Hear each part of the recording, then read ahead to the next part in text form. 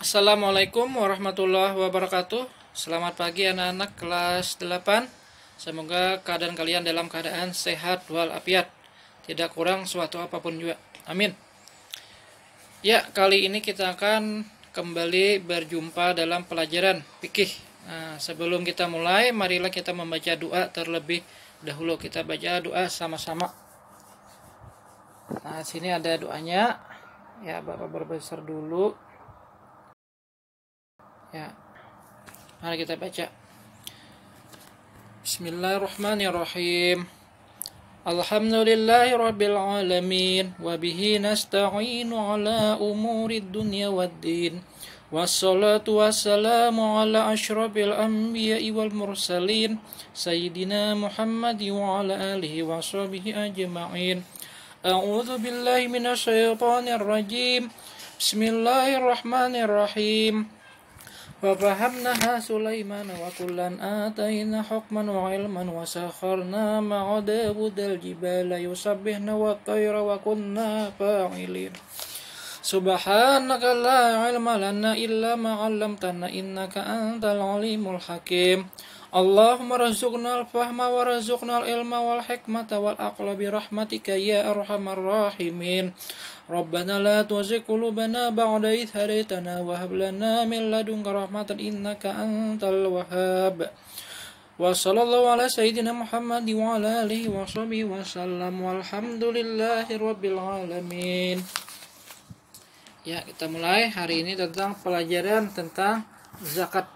Tentu kalian pernah mendengar istilah zakat lah, baik di rumah, di media massa. Tentu kalian pernah mendengar istilah zakat. Nah, hari ini kita akan mempelajari tentang zakat. Jadi zakat itu ada zakat fitrah, nanti ada zakat mal atau zakat harta.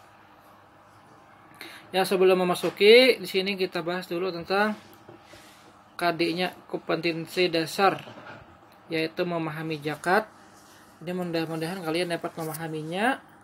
Kemudian kompetensi dasarnya adalah menjelaskan pengertian zakat fitrah dan zakat mal. Jadi zakat ini ada dua, ada zakat fitrah, ada zakat mal. Kemudian membedakan antara zakat fitrah dan zakat mal.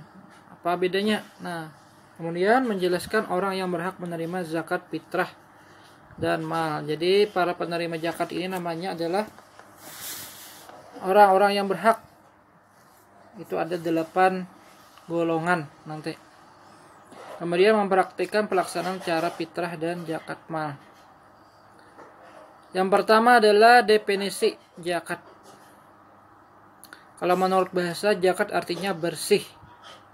Sedangkan kalau menurut istilah, zakat berarti sejumlah harta yang wajib dikeluarkan dan diberikan kepada orang yang berhak menerimanya jika telah mencapai nisab. Nisab itu adalah ukuran tertentu. Jadi kalau zakat mal itu ada nisabnya. Kalau emas misalnya minimal 85 gram. Nah, kalau banih kurang lebih 100 gantang atau 100 belik. Dan dengan syarat tertentu pula. Jadi syaratnya itu banyak. Di antaranya cukup haul. Jadi misalnya harta itu sudah, kalau emas kan haulnya 1 tahun. Jadi kalau sudah berjalan waktunya 1 tahun, maka nanti wajib dizakati. Kemudian hukum mengeluarkan zakat adalah wajib. Jadi wajib. Khususnya zakat fitrah ini bagi orang yang ada kelebihan harta benda. Jadi harta makanan pokok. Jadi kalau zakat fitrah ini kelebihan makanan pokok yang dimakan. Misalnya kan kita kalau di negeri kita adalah beras atau nasi. Nah, jadi beras tadi misalnya ada kita kelebihan, anggaplah 1 karung beras misalnya. Nah, berarti kita punya 1 karung beras, maka itu wajib nanti di zakat fitrah namanya, yaitu ketika berakhir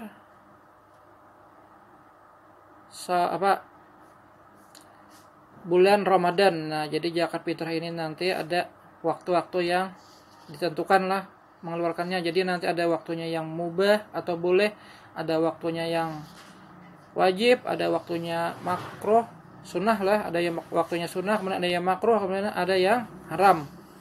Nah, itu adalah tentang zakat fitrah. Zakat fitrah ini wajib untuk tiap orang. Jadi yang menanggung atau yang membayariakan itu adalah keluarga. Dalam hal ini misalnya ayah yang menanggung atau memberi nafkah. Kalau suami istri kan suaminya. Kalau orang tua yang lemah misalnya bagaimana? Nah, itu adalah tanggungan anaknya yang mampu. Nah, ini adalah dalil tentang zakat fitrah. Ini Quran surah Al-Baqarah ayat 110. Nah, bismillahirrahmanirrahim. Ya, bisa kalian baca sendirilah. Bisa kalian baca ini. A'udzubillahi minasyaitonirrajim. Bismillahirrahmanirrahim. Wa aqimus shalah wa atuz zakah. Nah, dan kerjakanlah salat dan bayarlah zakat. Ini adalah perintah melaksanakan zakat. Kemudian klasifikasi zakat itu maksudnya penggolongan zakat. Ini ada dua, ada zakat fitrah, ada zakat harta. Nanti kita bahas dulu satu-satu. Nah, di sini kan ada kelihatan pembagian waktu zakat fitrah. Kalau zakat fitrah itu wajib yaitu mulai terbenam matahari di akhir bulan Ramadan 1 Syawal sampai pelaksanaan dimulainya sholat Id. Nah, itu waktunya wajib. Kemudian waktu yang diperbolehkan adalah yaitu awal Ramadan. Nah, jadi sejak awal Ramadan sampai akhir Ramadan itu boleh atau mubah. Kemudian waktu yang dianjurkan atau yang disunahkan yaitu setelah salat subuh sebelum melaksanakan salat hari raya. Kemudian waktu yang makruh yaitu setelah salat hari raya sampai sebelum matahari terbenam 1 Syawal. Dan waktu yang haram yaitu setelah matahari terbenam pada waktu 1 Syawal. Nah, itu adalah haram. Nah, sini kita bahas dulu sesuai dengan slide inilah. Zakat mal adalah zakat harta milik yang dikeluarkan seorang muslim jika telah sampai nisabnya. Nah, ini zakat mal atau zakat harta. Ya, tadi seperti emas kah misalnya, atau makanan pokok seperti padi, gandum. Itu wajib dizakati dengan syarat tadi ada cukup haulnya, cukup nisabnya. Juga binatang ternak seperti domba, kambing. Nah, itu juga wajib dizakati. Nah, di sini ada tabelnya nisabnya nih. Bisa kalau 40 sama 120 ekor, zakatnya adalah 1 ekor kambing betina umurnya 2 tahun lebih, atau 1 ekor domba betina umurnya 1 tahun lebih. Nah, ini bisalah, ini adalah nisabnya. Kemudian orang yang wajib menerima zakat yaitu ada 8 golongan, yaitu fakir, miskin, pengurus zakat atau amil, mu'allaf. Mu'allaf ini adalah orang yang baru masuk Islam, hamba sahaya atau budak. Nah, kalau sekarang sudah tidak ada lagi lah budak. Kemudian orang yang berhutang atau gharim. Tapi yang berhutang ini bukan untuk maksiat atau bukan untuk sesuatu yang buruk lah, tetapi untuk yang baik. Nah, fisabilillah yaitu orang yang berjuang di jalan Allah, seperti ustadz misalnya kan, dai. Kemudian ibnu sabil, ya apa ibnu sabil? Orang yang dalam perjalanan atau musafir. Ya, kita buka slide yang kedua. Nah, slide yang kedua. Ya, Papa perbesar saja dulu. Nah, ya. Nah, zakat. Ya.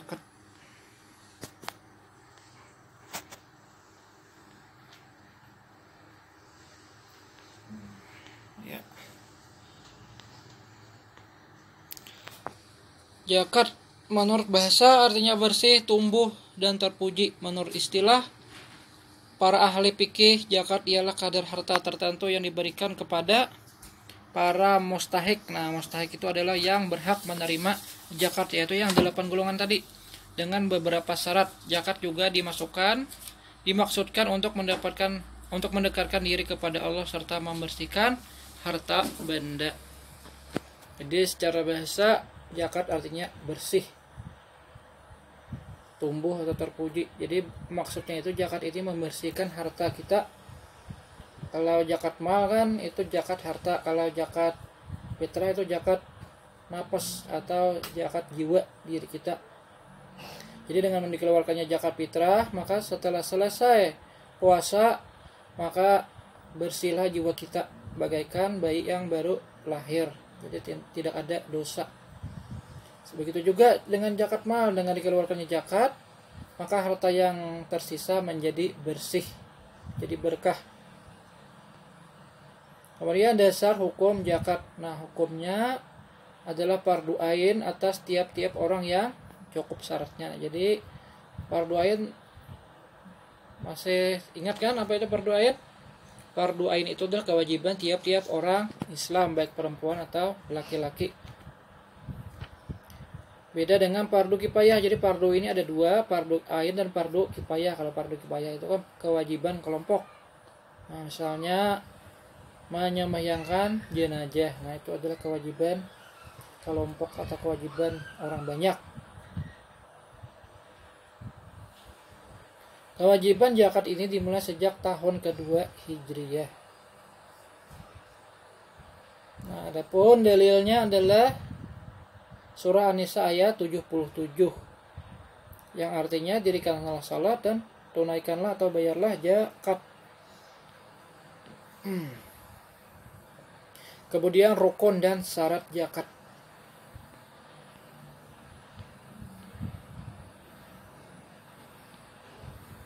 Yaitu Islam, jadi harus orang Islam, merdeka, jadi bukan budak, milik sempurna, jadi milik sendiri hartanya, bukan milik orang. Sampai nisabnya. Nah, nisabnya tadi adalah ukurannya. Nah, tadi kan di slide yang pertama itu tentang nisab binatang ternak. Kalau nisab emas itu harus mencapai 85 gram. Jadi kalau lebih ya harus zakat lah. Jadi kalau misalnya sudah mencapai 85 gram itu wajib zakat. Bila sudah mencapai menjalani 1 tahun atau 1 haul. Dan juga emasnya disimpan. Kalau emas yang dipakai, misalnya kalung kan dipakai. Nah, kalau perhiasan yang dipakai itu tidak wajib dizakati. Jadi perhiasan atau emas itu yang disimpan saja, seperti emas batangan misalnya kan, emas antam nih punya misalnya 1 on, simpan 1 tahun. Nah, itu wajib dizakati. Kemudian memiliki sampai 1 tahunnya tadi 1 haul. Kemudian selain tanaman.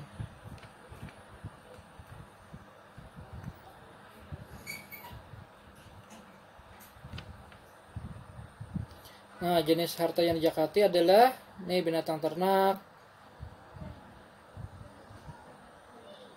Lagi binatang ternak seperti unta, sapi, kerbau, kambing. Kemudian emas dan perak.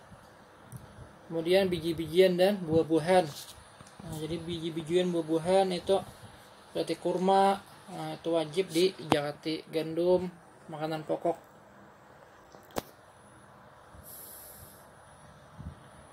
Kita lanjutkan binatang ternak.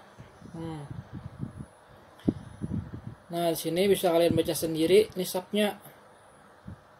Ini kalau peternak lah, ternak besar yang itu wajib dizakati. Misalnya unta, sapi, kambing, domba. Nisabnya berbeda antara satu dengan yang lainnya. Hal yang sama adalah binatang ternak itu hidup lepas mencari makan sendiri dan telah dimiliki selama 1 tahun. Jadi binatangnya dilepas lah ini. Unta, kewajiban zakat untuk unta dijelaskan Nabi dalam hadisnya dari Anas radhiyallahu anhu. Menurut riwayat Al-Bukhari yang menyampaikan sabda Nabi yang artinya setiap 24 ekor unta atau kurang maka zakatnya seekor kambing betina.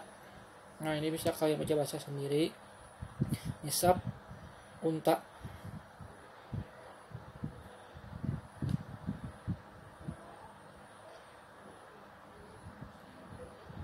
Nah, bagaimana tadi misalnya binatang ternaknya di umpane nih, di peternakan. Nah, itu nanti bisa kalian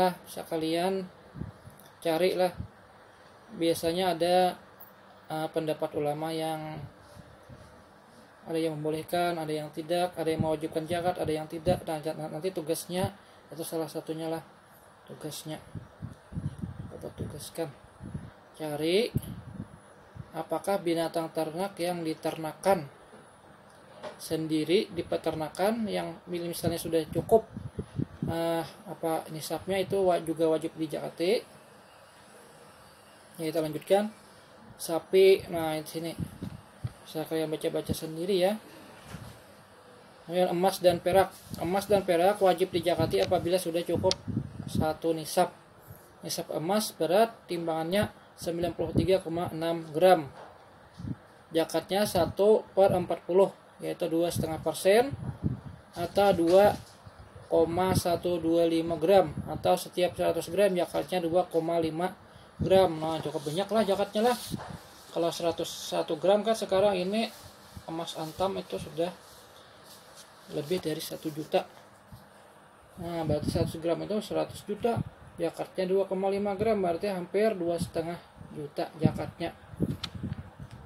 Ini emas yang disimpan lah, beda dengan emas yang dipakai. Kalau yang dipakai itu tidak wajib dizakati. Kemudian nisab perak yaitu 624 gram. Zakatnya yaitu 2,5% yaitu 15,66 gram. Kemudian biji-bijian dan buah-buahan. Nisab biji makanan yang mengenyangkan dan buah-buahan adalah 930 liter. Tadi Bapak lupa ya. Nah, di sini kan nisab emas 93,6. Bapak di awal ada menjelaskan 85,5. Ya, memang ada beberapa pendapat ulama ya, dalam ilmu fikih ini ada memang sering terjadi khilafiyah atau perbedaan pendapat.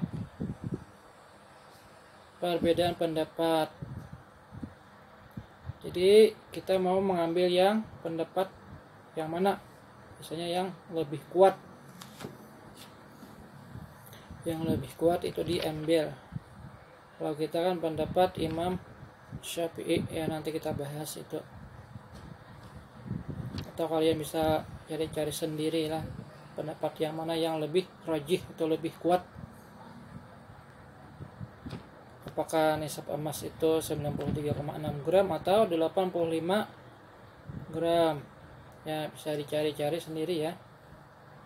Soalnya Bapak belum sempat juga nih mencari. Karena Bapak juga belum pernah zakat emas. Kenapa emas juga tidak ada ya. Mudah-mudahan nanti punya emas yang banyak juga.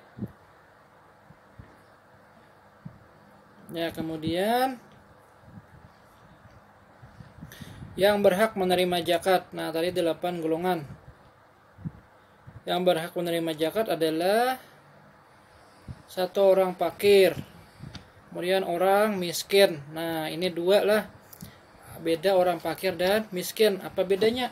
Nah, ini juga tugas nanti. Bapak tugaskan ini cari apa perbedaan orang fakir dan perbedaan orang miskin. Amil itu adalah orang yang menyalurkan atau menerimakan zakat. Kemudian mu'allaf yaitu orang yang baru masuk Islam. Gharim orang yang berhutang. Sabilillah orang yang berjuang di jalan Allah. Ibnu Sabil musafir orang yang dalam perjalanan. Nah, di sini ada orang fakir ialah orang yang tidak memiliki harta untuk menunjang kehidupan dasarnya. Orang miskin ialah orang yang tidak memiliki harta untuk kehidupan dasarnya, namun ia mampu berusaha mencari nafkah, hanya penghasilannya tidak mencukupi bagi kehidupan dasarnya untuk kehidupan sendiri. Nah, berarti sudah dijelaskan di sinilah perbedaan antara orang fakir dan miskin. Berarti fakir itu sangat ya sangat kekurangan. Kalau miskin kekurangan juga, cuma masih mampu untuk berusaha tapi masih kurang. Nah, itu namanya orang miskin. Jadi tidak usahlah, ini yang tugas ini yang tidak jadi, ini sudah ada penjelasannya. Kemudian mu'allaf ialah orang yang baru masuk Islam dan memerlukan masa pemantapan dalam agama barunya itu. Nah, jadi orang yang baru masuk Islam ini juga berhak menerima zakat fitrah. Zakat fitrah atau zakat mal guna agar imannya mantap. Kemudian garim yaitu orang yang terlilit oleh hutang dan tidak dapat melepaskan dirinya dari jeratan hutang kecuali dengan bantuan dari luar. Nah, banyak hutang nih. Kemudian sabilillah yaitu di jalan Allah, artinya sabilillah itu di jalan Allah bila dihubungkan dengan lapas p yang mendahulunya mengandung arti untuk keperluan menegakkan agama Allah. Dalam waktu perang dalam jalan Allah diartikan biaya pasukan dan perlengkapan selama dalam peperangan. Dalam situasi-situasi yang bukan perang, kata ini berarti segala usaha yang bertujuan untuk menegakkan syariat agama. Nah, bisa juga seperti ustadz kan berjuang menegakkan syiar. Nah, sekarang ini kan sedang ada teror lah. Kemarin kan Ustadz Ali, Syekh Ali itu kena tusuk di tangan. Nah, oleh orang yang ada yang memponis mengatakan gila. Nah, padahal kalau kita lihat di status media sosialnya itu kan tahun 2018 dia masih memposting. Nah, berarti itu bukan gila lah. Sekarang ini di akhir zaman ini memang banyak. Nah, kemarin juga ada juga di Banjarmasin kejadian ustadz dikeroyok. Nah, mudah-mudahan jangan sampai lah terjadi kekacauan di negeri kita ini, mudah-mudahan amin. Mudah-mudahan aman ya. Amin. Ibnu Sabil yaitu Ibnu Sabil adalah anak jalanan secara bahasa lah. Kemudian maksudnya di sini adalah orang yang berada dalam perjalanan bukan untuk maksiat, yang kehabisan biaya dalam perjalanan dan tidak mampu meneruskan perjalanan kecuali dengan bantuan dari luar. Nah, orang dalam perjalanan habis harta misalnya kan, ada melanjutkan perjalanan lagi nih. Nah, ini bagus juga dibantu, berhak menerima zakat. Nah, sudah habis pembahasannya untuk kali ini. Mudah-mudahan kalian paham. Ya, cukup sampai di sini. Assalamualaikum warahmatullahi wabarakatuh.